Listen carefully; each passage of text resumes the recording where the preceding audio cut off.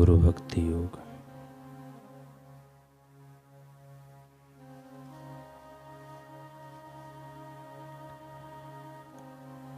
सांसारिक लोगों का संग, अधिक खाना, अभिमानी एवं राजसी प्रकृति, निद्रा, काम, क्रोध, लोभ, यह सब गुरु कृपा प्राप्त करने में विघ्न है।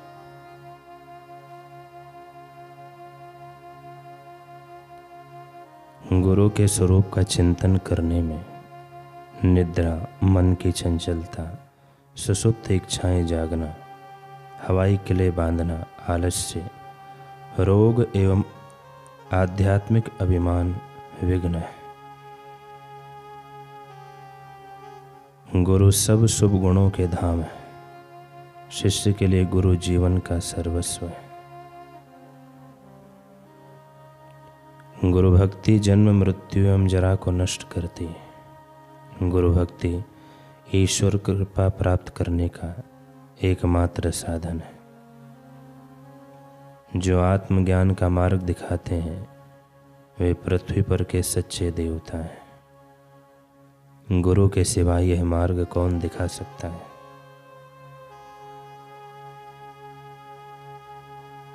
गुरु प्रभु प्राप्ति का मार्ग दिखाते हैं और शिष्य को सदा के लिए सुखी करते हैं। जो पूर्णता का मार्ग दिखाते हैं वे सद्गुरु हैं।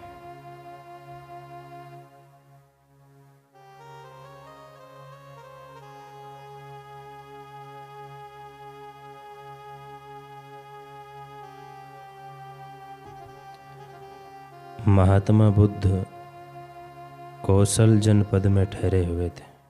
उनका शिष्य आनंद भी उनका हमसाया बनकर साथ था।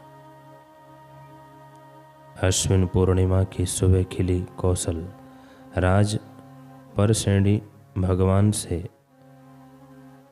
भेंट करने आए।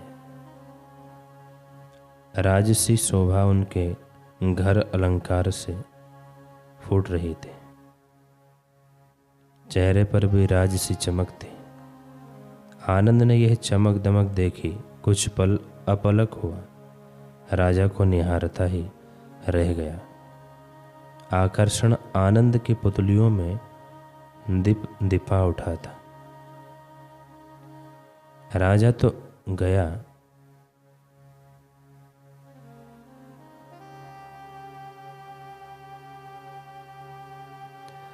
राजा गया तो दिन चढ़ाया। सूर्यदेव पूर्ण प्रखर तेज के साथ नव के सिंहासन पर आ बैठे। अपूर्व स्वर्णिम आभा थी उनकी।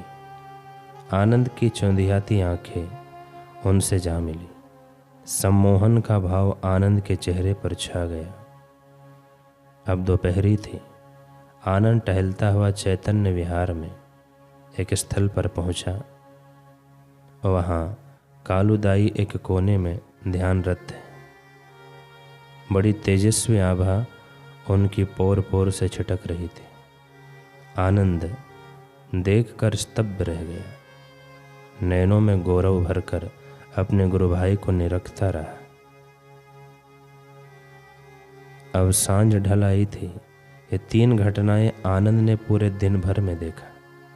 सुबह राजा के अलंकार, दोपहर में सूर्य देव, फिर उसके बाद अपने गुरु भाई कालूदाई को ध्यानग्रत।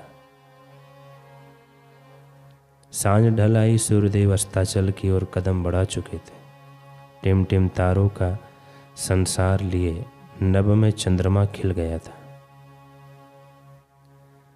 इसकी रजत चांदनी से आनंद की दृष्टि उलझ गई। वह अभिभूत हो उठा। प्रशंसा के पुल मन में बंध गए। रात्रि का पहला प्रहर था। आनंद बुद्ध कुटीर में उपस्थित हुआ। चरण सेवा का महासौभाग्य उसकी प्रतीक्षा में थे। बुद्ध शैया पर लेटे हुए थे। तपो में नयन अध खुले से थे। चरण सेवा करते हुए आनंद की पलकें उठी और आंखें दर्शन रत हो गई। अद्वितीय आभा मंडल था। अलौकिक रश्मियां बुद्ध की काया से छिटक रही थी। इस दिव्य आलोक का कोई पार न था। मानो ब्रह्मांड का निराकार नूर इस एक साकार विभूति में समा गया। जिज्ञासा होनी स्वाभाविक थी। आनंद ने महात्मा बुद्ध से पूछा कि गुरुदेव, एक बात पूछूं। बुद्ध ने संकेत किया पूछने के लिए। आनंद ने कहा, भंते, आज मैंने कौशल राज का अलंकृत आकर्षण देखा। मैंने सूर्य देव का प्रखर स्वर्णिम तेज देखा। मैंने अपने गुरु भाई कालुदाई के तपोपुंज की उज्ज्वलता भी देखी। मैंने रात्रि राज चंदा की मनमोहक ज्योत्सना भी देखी। मैं सभी को प्रशंसक नेत्रों से निहारता रहा। परंतु गुरुदेव, आपका दर्शन किया तो तुलना का मापदंड भी न रहा। आपका ज्योति मुकुट तो अतुलनीय है। ऐसी आलोक में कांति, ऐसा प्रभा मंडल, कैसे गुरुदेव? यह कौन सा प्रकाश है? आनंद की बात सुनकर बुद्ध मुस्कुराए और बोले, आनंद ऐसा ही है। यह गुरुत्व का प्रकाश है। यह निर्वाण की अविनाशी ज्योति है। दिवा तपती आदिचयो अरति आभाति चंद्रिमा। सनध्यो खात्यो तपती झाया तपती ब्राह्मणों। अतः सब मोहरति बुद्धो तपती तेजसा। अर्थात सूरज केवल दिन में तपता है, चंद्रमा केवल रात्रि में तप कर चांदनी बरसाता है। राजा रत्न जड़ित सिंहासन पर अलंकृत आभूषण धारण कर तपता है। ध्यान में साधक तपता है। परंतु गुरु रात दिन पल प्रतिपल स्वयं के ब्रह्म तेज से तेजस्वित होते हैं, तपते हैं, पूर्णत्व के प्रकाश से जगमगाते हैं। यह आरती का एक पक्ष है, गुरु का पूर्ण प्रकाशवान स्वरूप। आरती का दूसरा पक्ष है शिष्य एक बुझा हुआ दीपक जिसे प्रज्वलित होना है।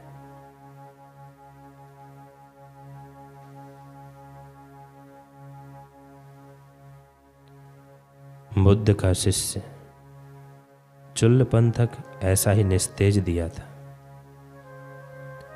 मंद बुद्धि और दुर्बल स्मरण शक्ति वाला। बुद्ध की एक शिक्षा को 4-4 माह तक बुद्धि में नहीं बिठा पाता था।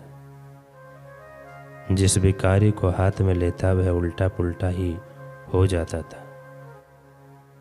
राजगृह के वेणुवन में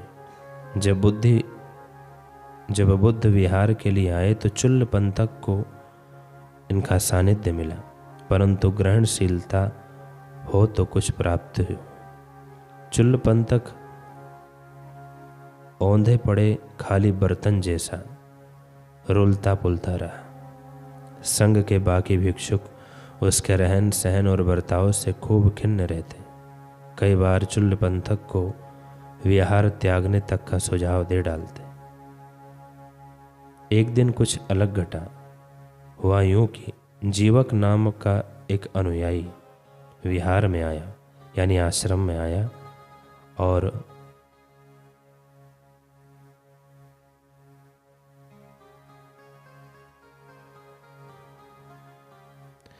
महाकारुणिक बुद्ध से विनती करने लगा कि बनते, आप समस्त भिक्षुक संघ सहित मेरे घर पधारें और भोजन करें। बुद्ध ने निमंत्रण स्वीकार कर लिया। उन दिनों बुद्ध विहार का प्रभारी भिक्षुक महापंथक हुआ करता था। अन्य सभी भिक्षुकों की सेवा एवं इधर उधर का आवागमन वही नियोजित करता था। जब जीवक के गृह भंडारे की उसे सूचना मिली तो उसने विहार में मौजूद सभी भिक्षुओं की एक सूची बनाई ताकि जीवक को तैयारी का हिसाब मिल सके।